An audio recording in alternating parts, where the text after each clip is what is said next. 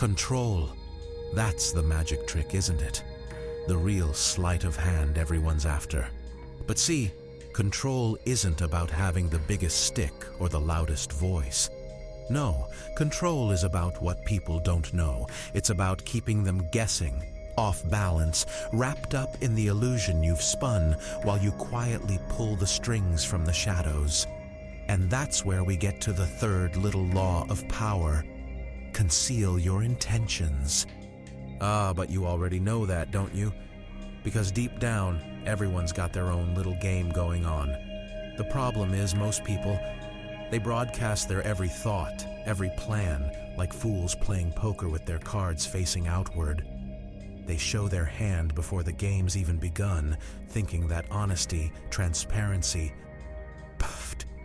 These are virtues, but you and I both know they're weaknesses. You tell someone your plan, your next move, and what have you done? You've handed them the knife, shown them where to cut. You ever watch how normal people act, everyday folks? They're like open books, spilling their guts to anyone who'll listen. They walk into a room and announce exactly what they want. Whether it's a promotion, a new relationship, or just a little recognition, oh, they'll make it so obvious. You ever hear a coworker yammer on about how they're gunning for the boss's chair, about how they're gonna climb the ladder and take over the company one day? Pathetic. What happens? The people around them start plotting, quietly sharpening their knives. They sabotage them, whisper in the right ears, cut them down long before they even get close to the top. Why? Because they were dumb enough to announce their plans. You see, intentions, they're like a roadmap to your demise. You tell someone where you're going and they'll build roadblocks. You reveal too much and suddenly you're surrounded by enemies who know exactly where you're vulnerable. But if they don't know what you want, well, then they don't know how to stop you, do they? Take an example from the streets.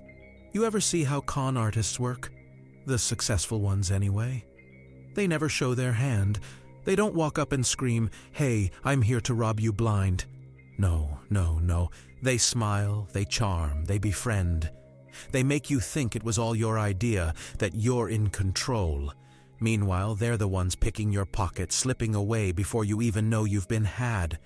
They don't need to use force, or threats, or intimidation. They let you do all the heavy lifting by simply keeping their true intentions hidden. But oh, the best part? It's not just the lowlifes and con men who've mastered this game. No, the most respectable people you know play this game every day. Politicians? They promise you the world, make you feel like you're in on some grand vision for the future. But behind that smile, behind every speech, they've got their own private agenda, a little checklist of favors they owe to the people who put them in power. And you're just the pawn they move around the board because you think you know their plan. You think you're part of it. Huh. Now, here's where it gets fun. Relationships. Oh yes, the delicate dance of love, trust, and betrayal. People think love is about sharing everything, being vulnerable, opening up. How sweet. But let me tell you, nothing kills desire faster than certainty. You show your hand in a relationship, tell them exactly how you feel, what you want, where you're going, and suddenly, poof, the mystery's gone, and with it, their interest. It's like reading the last page of a book before you even start. Where's the thrill? Where's the excitement? People don't want you. They want the chase, the guessing game. Keep them wondering, keep them curious, and you've got them hooked. But show them everything and they'll leave you in the dust. Think about your everyday job, your little cubicle kingdom. You ever see the guy who's always brown-nosing the boss, practically wearing a neon sign that says, "I want a promotion"? What happens to him? He becomes a joke. The boss knows exactly what he's after and keeps him dangling on a string, and the coworkers, they start resenting him, plotting against him. Why? Because he made it too easy. He laid it all out there, bare and vulnerable. He's no threat. He's already lost the game up. But the smart ones, they play it cool. They don't say a word about their ambitions. They just quietly do their job, maybe even play a little dumb, act like they're perfectly content where they are. Meanwhile, they're working behind the scenes, aligning themselves with the right people, positioning themselves for the big move. And when the time is right, bam, they swoop in and take what they want. No one sees it coming because they never let on what they were really after. The truth is, people are predictable. They expect you to behave like them, be transparent, be honest, play by the rules. But when you don't, when you keep your cards close to your chest, they get nervous. They start second-guessing, and that's when you've got them.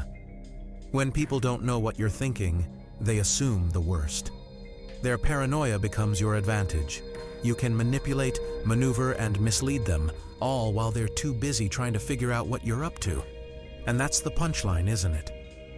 People want to trust, they need to trust, because uncertainty terrifies them. They crave transparency, thinking it'll give them some control, some sense of safety. But what they don't understand is that by giving you their trust, by believing your little charade, they're handing over all their power. And you're free to do whatever you want. So here's the real kicker. Never, ever show your hand. Keep them guessing. Smile, nod, let them think they know you, that they've got you all figured out. Meanwhile, you're playing an entirely different game, one they'll never see coming. And when the time's right, when they're too deep into their own delusions to notice, that's when you strike. Because power, real power, comes not from what you show, but from what you hide.